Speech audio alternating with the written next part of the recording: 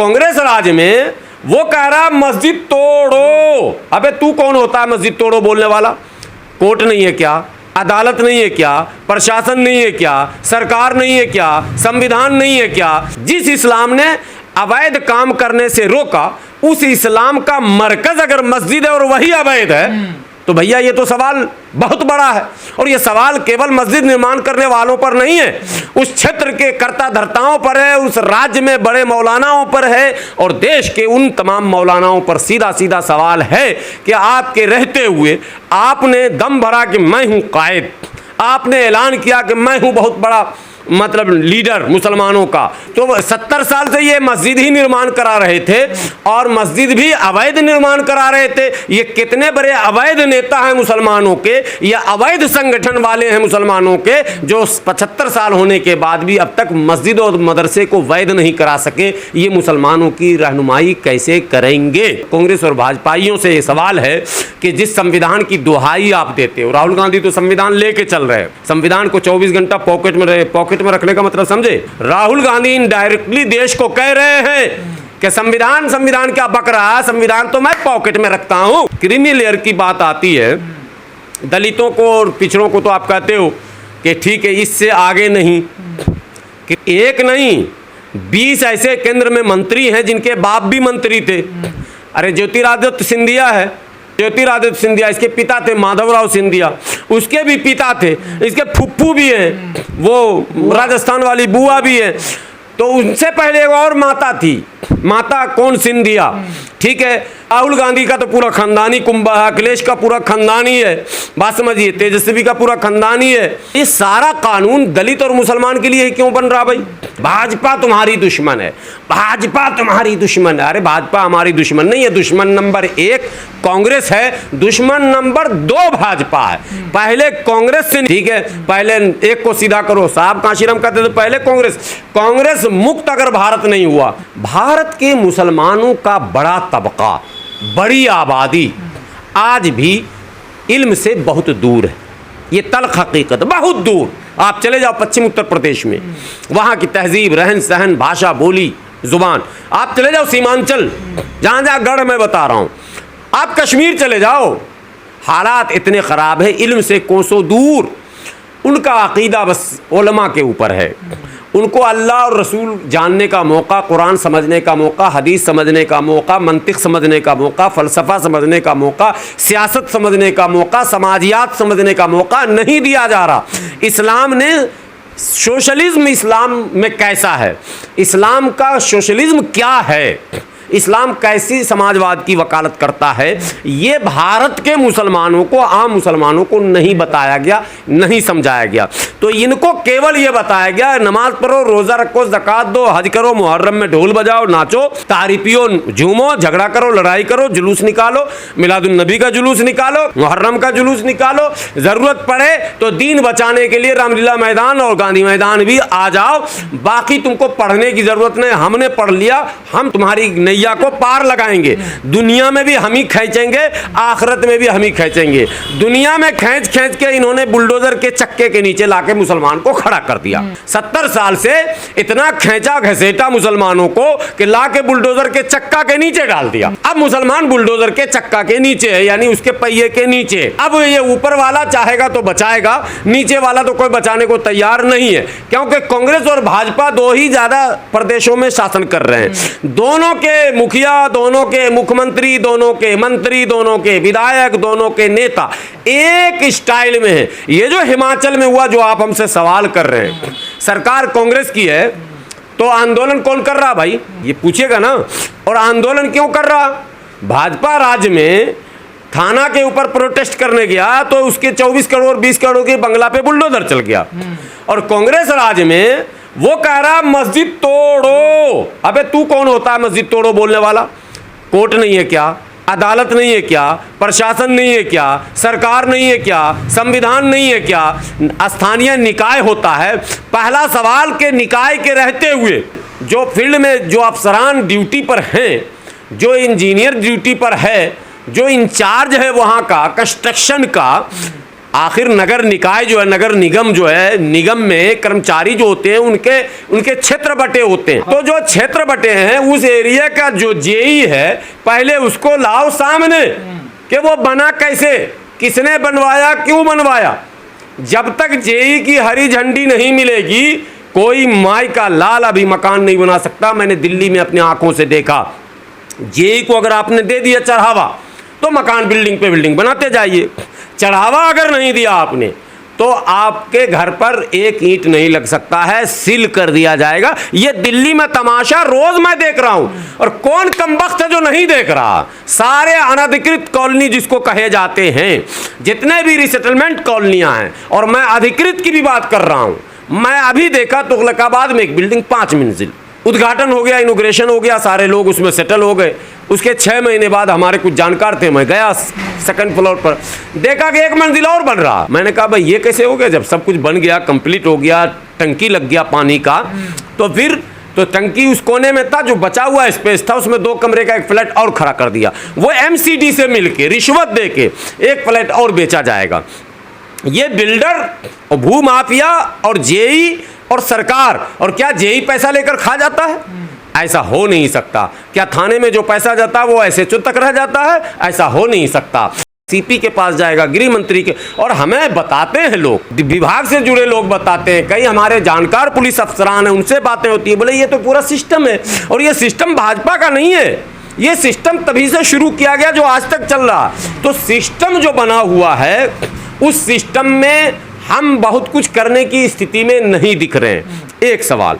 दूसरा सवाल है कि जो स्थिति में करने योग्य थे उन्होंने कभी इस पर ध्यान नहीं दिया। उन्होंने खुद पैसे देकर या अपने पावर और पहुंच को दिखाकर अपनी इमारतें ऊंची कर ली। आज तमाम इमारतों पर खतरे हैं। हकीकत यह है कि अवैध निर्माण कानून की नज़र से भी जो है गलत है, कानून में भी वो जुर्म है, लेकिन इस्लाम धर्म में भी वो जुर्म है। इस्लाम कभी भी अवैध काम करने की अनुमति नहीं देता किसी को भी, अवैध कुछ भी हो, चाहे केवल अवैध निर्माण की बात नहीं कर रहा हूँ, अवैध संपत्ति का जमा करना जिसको ब्लैक मार्केटिंग कहते हैं, जिसको जमाखोरी कहते हैं, इस्लाम ने सख्त मना किया है। इस्लाम ने कहा अगर तुम्हारे पास खेती बहुत है, अनाज बहुत हो गया, तो उसे बाज़ार में बाज़ार के भाव पर छोड़ दो, जमा मत करो इस चक्कर में कि जब क्राइसिस होगा तो हम ज़्यादा रेट में बेचेंगे। इस्लाम ने मना किया। जिस इस्लाम ने अवैध काम करने से रोका, उस इस्लाम का मरकज़ अगर मस्जिद है और वही अवैध है, तो भैया ये तो सवाल बहुत बड़ा है। और ये सवाल केवल मस्जिद निर्माण करने वालों पर नहीं है, उस क्षेत्र के कर्ता धर्ताओं पर है, उस राज्य में बड़े मौलानाओं पर है, और देश के उन तमाम मौलानाओं पर सीधा सीधा सवाल है कि आपके रहते हुए आपने दम भरा कि मैं हूँ कायद, आपने ऐलान किया कि मैं हूँ बहुत बड़ा मतलब लीडर मुसलमानों का, फला नहीं है मैं हूँ, तो फिर ये सब कैसे हो रहा? 100 साल पुरानी मस्जिदें भी तो है ना, वो अब यही सवाल हो रहा कि इतने दिनों से इन्होंने किया क्या? मुसलमानों को फौज में भिजवाया क्या? कोई इंस्टीट्यूट ऐसा खोला क्या जहां मुसलमान जो है आएगा नौजवान, उसको पढ़ाएंगे लिखाएंगे, उसको फौज में, सेना में, एयरफोर्स में मैंने पायलट बना देंगे, उसको आईएएस बना देंगे, उसको यूपीएससी में कंप्लीट करेंगे? नहीं, कुछ नहीं किया। इस तो 70 साल से ये मस्जिद ही निर्माण करा रहे थे, और मस्जिद भी अवैध निर्माण करा रहे थे। ये कितने बड़े अवैध नेता हैं मुसलमानों के, या अवैध संगठन वाले हैं मुसलमानों के, जो 75 साल होने के बाद भी अब तक मस्जिद और मदरसे को वैध नहीं करा सके। ये मुसलमानों की रहनुमाई कैसे करेंगे? ये एक बड़ा सवाल है। लेकिन तमाम सवालों को हम झेलते रहेंगे, भारत का मुसलमान झेलता रहेगा, उनके मुकद्दर में है। लेकिन देश के कर्ता धर्ताओं से और कांग्रेस और भाजपाइयों से ये सवाल है कि जिस संविधान की दुहाई आप देते हो, राहुल गांधी तो संविधान लेके चल रहे हैं, संविधान को 24 घंटा पॉकेट में रखने का मतलब समझे? हम लोगों को कहावत है, तेरे जैसे जैसे को तो मैं पॉकेट में रखता हूं। राहुल गांधी इनडायरेक्टली देश को कह रहे हैं कि संविधान क्या बक रहा है, संविधान तो मैं पॉकेट में रखता हूं। मोदी जी कह रहे हैं संविधान प्रणाम, माफ कीजिएगा हम आपको नहीं मानेंगे, योगी जी भी नहीं मानेंगे, साथ में मोहन यादव भी नहीं मानेंगे, संविधान जी अब आप माफ कीजिएगा। ये मोदी जी कर रहे हैं, वो पांव लग रहे हैं, और राहुल गांधी कह रहे हैं संविधान ये ले मेरे पॉकेट में। ये दोनों मिलकर, कांग्रेस और भाजपा, संवैधानिक व्यवस्था को कुचलने और संविधान को हल्का करने की कोशिश। इसीलिए ये जो कोटा विद इन कोटा, वर्गीकरण, फला, क्रीमी लेयर की बात आती है, दलितों को और पिछड़ों को तो आप कहते हो कि ठीक है इससे आगे नहीं। क्रीमी लेयर मतलब एक बाउंड्री है, इसके बाद नो एंट्री है। और आपके यहाँ खानदान दर खानदान प्रधानमंत्री हो गया, नाना से लेके नाती तक, दादा से लेके पोता तक, एक नहीं 20 ऐसे केंद्र में मंत्री हैं जिनके बाप भी मंत्री थे। अरे ज्योतिरादित्य सिंधिया है, ज्योतिरादित्य सिंधिया, इसके पिता थे माधवराव सिंधिया, उसके भी पिता थे, इसके फुफ्फू भी हैं, वो राजस्थान वाली बुआ भी है। तो उनसे पहले एक और माता थी, माता कौन, सिंधिया, ठीक है। तो ये पूरा सिंधिया परिवार, यहाँ क्रीमी लेयर कब लगेगा? परिवार से एक आदमी बन गया मंत्री, बात खत्म। ये अनुराग ठाकुर, इनके पिता भी मुख्यमंत्री थे, पता है ना आपको, हिमाचल के। तो इस वो प्रवेश वर्मा थे, उनके पिता भी मुख्यमंत्री थे दिल्ली के, साहेब सिंह वर्मा। राहुल गांधी का तो पूरा खानदानी कुंभा है, अखिलेश का पूरा खानदानी है, बात समझिए, तेजस्वी का पूरा खानदानी है। और अभी जो केंद्र में मंत्री हैं, कम से कम 5 ऐसे हैं इनके साथ, जैसे चिराग पासवान, इनके भी पिता का मामला है, चाचा भी रह गए इनके केंद्र में मंत्री 2-2 बार। अभी 20 ऐसे भाजपा के आपको नेता मिलेंगे जो मंत्री हैं या सांसद हैं, पूरा उनका खानदान दर खानदान सांसद और मंत्री है। और अगर टिकट में कोई पंगा आ गया तो पत्नी या बेटा को दे दिया जाएगा, जैसे बृजभूषण के बेटा को दे दिया गया। तो साहब वहाँ क्रीमी लेयर क्यों नहीं? उनके पास क्या कमी है? वो तो संप्रभु हैं अपने आप को, पूरा माने ज़मीन जायदाद सामान क्या नहीं है उनके पास। ये सारा कानून दलित और मुसलमान के लिए क्यों बन रहा भाई?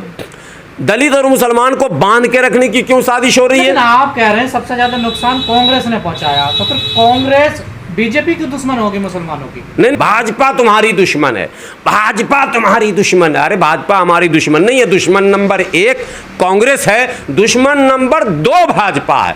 पहले कांग्रेस से निपटेंगे तब भाजपा से निपटेंगे। राहुल गांधी सामाजिक न्याय की बात कर रहे हैं ना, आपको वो अरे तो कांग्रेस कभी न बदली, nature and signature not change, it is by birth है भाई। ये कैसे बदल जाएंगे? वही डीएनए है ना, वही खून है ना, वही ब्लड है ना, वही सोच है ना। ये सब चित्पावन ब्राह्मण है, इनका अपना एक नैरेटिव है। साहब काशीराम कहते थे एक है नागनाथ, एक है सांपनाथ, ठीक है। पहले एक को सीधा करो, साहब काशीराम कहते थे पहले कांग्रेस मुक्त अगर भारत नहीं हुआ तो भाजपा मुक्त भारत नहीं होगा। अभी हिमाचल में जो प्रोटेस्ट हो रहा है ये भाजपा नहीं कर रही, ये तो कांग्रेस है, कांग्रेस करवा रही है।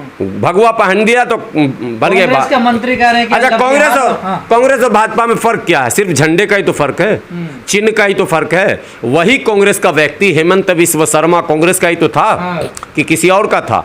पहले ये बताइए। कांग्रेस का ही था ना। आज क्या है, मुर्गी जैसे नहीं पकड़ता वो लोग वैसे पकड़ रहा। घुसपैठिया आज 3 पकड़ा हूँ, आज 10 पकड़ा हूँ। अबे मुख्यमंत्री राज्य की पुलिस है, ये तुम जा के पकड़ रहे हो, जैसे लग रहा वहीं खड़ा हो गया बॉर्डर पे, वो मछली नहीं पकड़ता। कांग्रेस को ऐसा करके क्या फायदा होगा? ये तो कांग्रेस को फायदा होगा कि 10-15 साल वो रहेगा, फिर मुसलमानों को इनके कांग्रेस के जो दलाल नंबर 1 हैं वो समझाएंगे कि नहीं भाजपा देखो कितना परेशान कर रहा, कांग्रेस ही बचा सकती है। तो मस्जिद को तोड़वाने की बात करना, अरे तोड़ चुकी 1992 में, किसने तोड़ा? फिर वही बात कर रहे, बुलडोजर चलाने लगी है। देखिए सब कुछ कहाँ नहीं बुलडोजर चल रहा। बुलडोजर अभी तेलंगाना में कांग्रेस ने चलवाया कि नहीं चलवाया भाई? इसीलिए तो कह रहा हूं कि बुलडोजर पर बोले कैसे बोले? जब तुम खुद तुम्हारे अंदर खोट है तो तुम दूसरों के ऊपर कैसे बोलोगे? इसलिए जो लोग इस व्यवस्था के खिलाफ बोल नहीं रहे वो इस व्यवस्था के पोषक हैं, समर्थक हैं। और जो इस व्यवस्था के समर्थक हैं उनकी आस्था संविधान पर नहीं है। वो नहीं चाहते देश संविधान से चले, वो चाहते हैं देश मनुस्मृति से चले। और उनकी सारी कोशिशें, सारे कवायद इसी रास्ते पर चलने के हैं। माहौल बनाया जा रहा।